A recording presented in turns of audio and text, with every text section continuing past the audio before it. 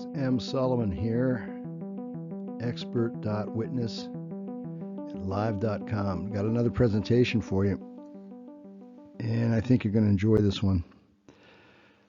Today we're going to look at a servicing statement. By the way, I am 30 years secondary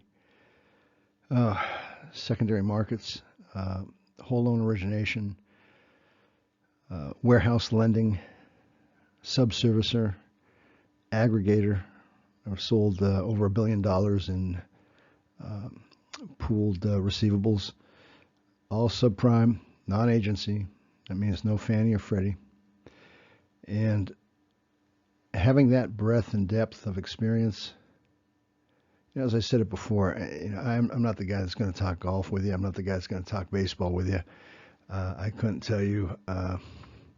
I think I know how to fix some plumbing in the kitchen or the toilet, but I'm not a plumber.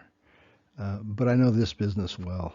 I know it inside and out. And when I see something that doesn't make sense, not only am I right 99.9% of the time in terms of what my suspicions are, but the average person, even the most sophisticated person who's an outsider, won't get it.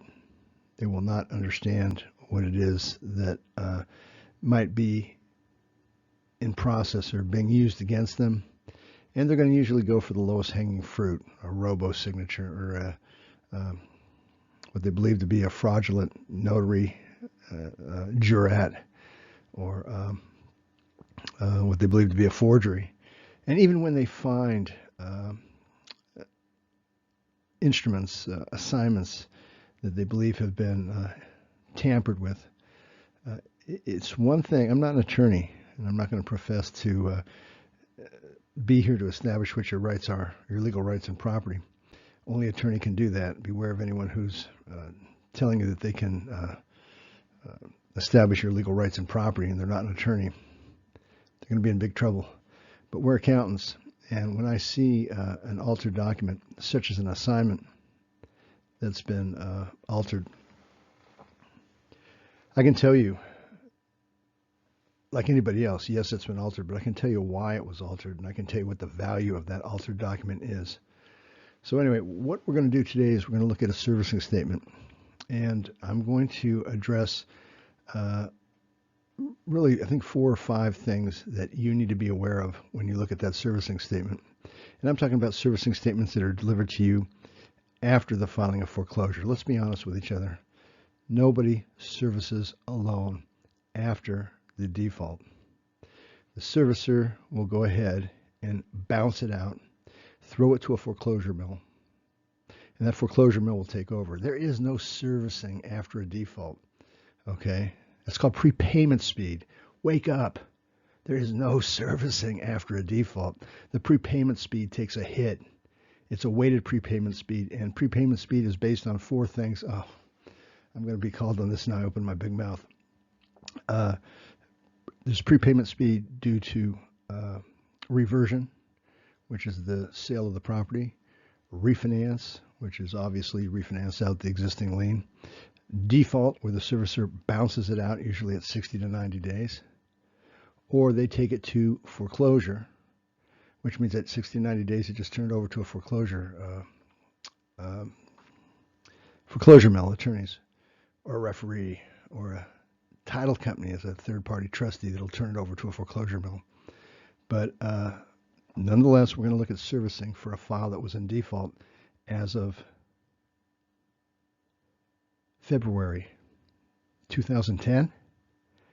And these wonderful people over at Select Portfolio Servicing, I'm not going to attack them. Hey, they got a business to run. They got employees, and those employees have families to feed, just like we do. The purpose is not to badmouth any servicer. It's just to call it like it is. Tell it like it is. They're servicing loans that are 10 years in default. So anyway, let's get going with this. Okay, looking at the screen, you can see that we're dealing with an interest-bearing principal. I don't know what an interest-bearing principal has to do with a foreclosure. Honest to God, I don't know. That usually has to do with a certificate of deposit or a savings account or in a collateralized investment. It would have to do with the security for, in other words, a secured credit card. Okay. Next thing I want to look at the coupon. A coupon is not a rate. Okay, a coupon is not a rate. We'll get into that in a minute. I'm also going to show you what the Y2K conversion is. If you don't believe that's alive and kicking, it is. Y2K conversion. And these are installment sales, so I'm going to refer to your payments as semi-annual payments. They're called installments. Falls under the installment sale method of accounting. Then we're going to look at the outstanding balance, principal balance that's shown on the servicing statement. And then we're going to move along to analysis, which will include the installments, the per annum, how many days we've calculated, and of course the Y2K conversion again, and how that relates to the HUD-1, the first payment, and the outstanding balance. One thing I want to also mention is a lot of experts out there, a lot of guys out there acting like experts, and more power to them, whatever their background is. Some of them were homeowners. Now they're experts. God bless them. God bless them. It's frustrating if you don't have secondary experience, if you've never been on the secondary, if you've never traded a whole loan, okay, actually bought it, held it, in hopes of making money off it, and then sell it. If you haven't done that, then you're not qualified to give an expert opinion. And what we do as accountants is testify in court on your behalf. And we call it like we see it. A lot of times we'll drop a case because we tell the client, there's nothing there. If there's nothing there, we're going to tell you. We're not going to charge you. We never charge you to look at a file. But 99 out of 100 times it's bad. You know, and there's quite a bit we find. And what we find is not what the attorneys are pleading. And not here to attack attorneys, but let's start with the interest-bearing principal account. Let's take a look at that. Let's move to the next screen. 1 second. Okay, here we go.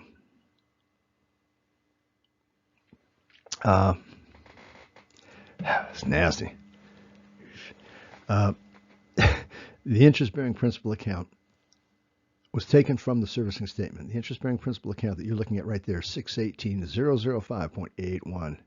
618,005.81. That was taken off the servicing statement. What I forgot to mention to you in my ramble was that the principal balance, interest compounds, and how these other experts are missing that, I don't know. But in these servicing statements, the interest-bearing principal and the principal balance, two balances, never change. They calculate interest on the side. That is unheard of in mortgage lending. Mortgage loans compound to the date they're bounced as a default, and then they stop compounding. Then they'll start accruing interest.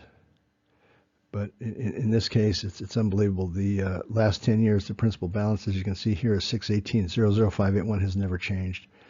The next thing we look at is the coupon. And a coupon, a mortgage is calculated based on a rate of interest, and the interest is made up of the lender's cost of funds, and a lot of things go into that. But a coupon is something that refers to bond trading, and it has to do with discounting. I'll give you an example. If I have a bond for $1,000 and I'm going to sell it for a 5% yield in 1 year, then someone's going to pay me $1,000, and I've got to pay them back how much? 5%. 1,050. Okay, 5%. 10% of 1,000 would be 100. 5%, 50. So I'm going to pay back 1,050 on the amount that I borrowed, which was 1,000. On a discount coupon, I'm going to sell that bond for $950. You got that? $950. That's a coupon of 5%. It's discounted, so that when the bond matures in 1 year, that person's going to get, he put out $950, he's going to get back $1,000. And actually, that is where bond issuing is a legitimate Ponzi. It is no doubt a Ponzi, bond issuing. But because you take in 950 and you pay back 1,000, and where's 1,000 come from? It comes from the next guy and the next guy. So here we have an interest-bearing principal account, and we have a coupon of 5.130. And when you factor or when you multiply, okay, 618,005.81, when you multiply that times 5.130, if you're still with me and if you're still tuned to this, the best is yet to come. 5.13% of 618 is 31,705.81, but that converts to a date, and that is your Y2K conversion we're talking about.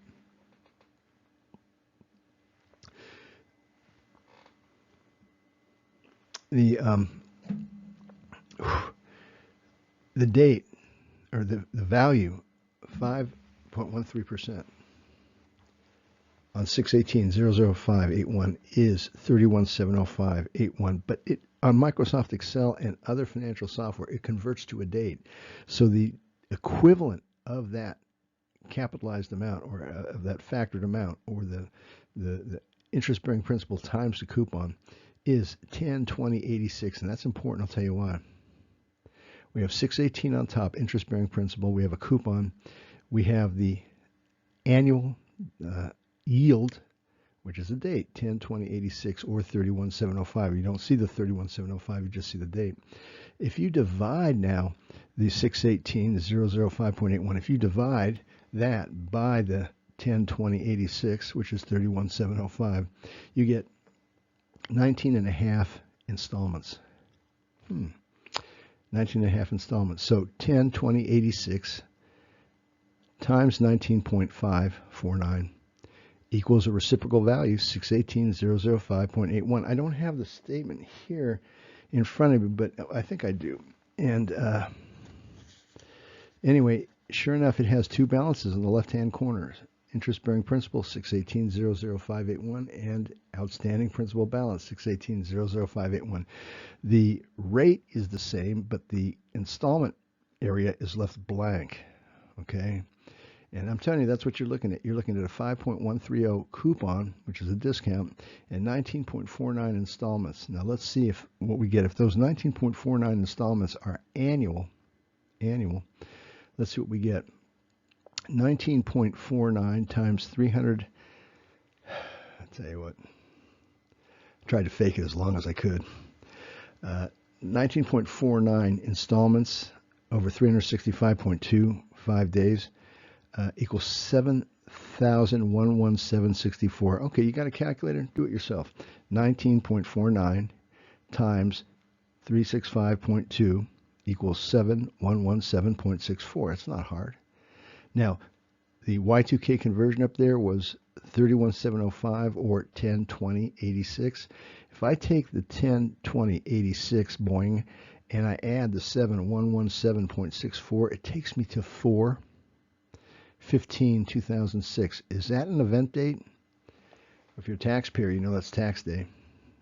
So there we go, I have an event date. What are event dates? 9/11.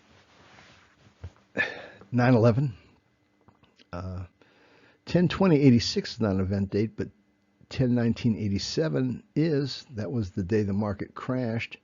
That was the biggest crash we had since the crash in 1930, 1929, the Great Depression. So 10/20/86 is the one-year anniversary prior to the 87 crash. 9/11/01 is an event date. 7/8/15 is an event date. You may not know that, but that was the day the stock market computers, the computers on the stock market exchange, New York Stock Exchange, and the airlines evidently tweaked, glitch. They stopped. Those are event dates. And here, any tax day would be an event date. So if you take the 19.49 installments, 365.2 per annum, 7,117.64, it takes us from our conversion date of 10/20/86, holy smokes, to 4/15/06. That would have been 2/106, 3/106. That would have been 3 months into this loan. This loan originated on 12/16/05. The first payment was due on 2/1/06. 3/1/06. That would have been the third payment, or the late cutoff date for the third payment. So what we did here is calculate.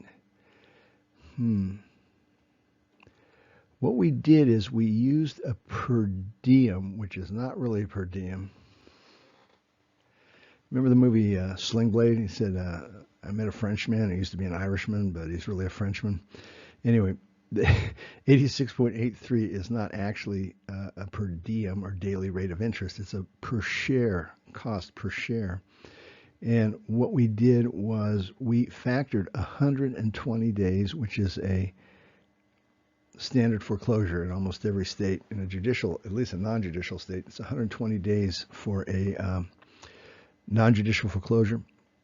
So we factored 120 days, and you can't see it here. I left it off, but the 86.83 times 7,117.64, that equals our outstanding balance. And the 86.83 we found out is in fact the price per share, because we're going to show you in a later presentation how the court how we verified that that is the per diem. So if we verify, the per diem price per share. So if 618,005 is the outstanding balance, and we divide that by 86.83 going backwards, we're going to get 7117.64 days, and 7117.64 minus 4/15 2006 tax day takes you back to 10/20/86. Where am I going with this? Scheme. That ain't no mortgage. That is a tracking system. And the Supreme Court of the United States has said, and every AG who signed off on the settlement back in 2010, 12, all signed with the Attorney General for the United States on the condition there would be no dual tracking. Believe it or not, Kamala Harris, the new vice president, was the only AG to hold out and not sign for California until she got that no dual tracking condition from the United States Attorney General in that settlement. And then every Attorney General in the United States signed on. So the Supreme Court says no dual tracking. What you have here is dual tracking the maturity of a bond. And it's not even a mortgage, because it's an amount outstanding that's offset by a passbook or CD for a matching balance, and that's what the interest-bearing principal account is. I'm M. Solomon. I look forward to talking to you again, and I'm going to continue with this case and expand on it more. But if we have it in one case, I hate to say it, cancer spreads. If we have it in one case, we're going to have it in more. And if you have this kind of a dual tracking scenario, and if the Supreme Court says, hey, you cannot do that, if this was also, I also ask you to take a look at Kirby Lumber, United States versus Kirby Lumber, which is a benchmark case. This dual tracking defeats Kirby Lumber, and that was also decided by the Supreme Court. So the Supreme Court, no dual tracking. Kirby Lumber has the issue with Kirby Lumber has to do with taxes for when a bond is sold for one price and when the issuer buys it back for less. It's a taxable event, and this is what this is all coming down to. Hey, 4/15/2006 taxable event. Listen, M. Solomon, expert witness, signing off. Thanks for joining me. We'll be back.